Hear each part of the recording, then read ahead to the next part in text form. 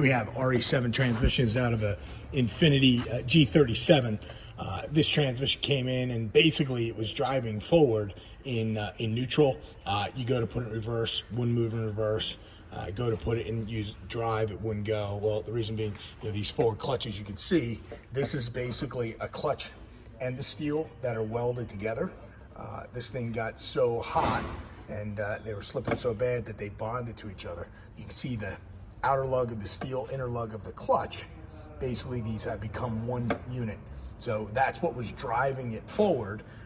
Here's the other clutch components. These ones didn't quite get to welding themselves together, but you can see how this thing is all discolored. There's some of the other clutches in the transmission as well. Another note, we got it apart.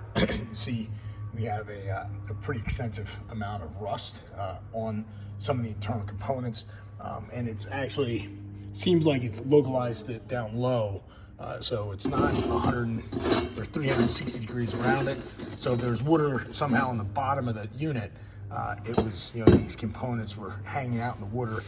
I'm quite surprised it didn't, that the valve body even was functional, but you can see that there's markings that this was a salvage yard transmission. Here's the, on the output, this is what the exciter ring, I believe that for the output shaft there, you can see that that's rusted also. So this transmission is going to need to be rebuilt. Do what you can do to bump it up and to improve it.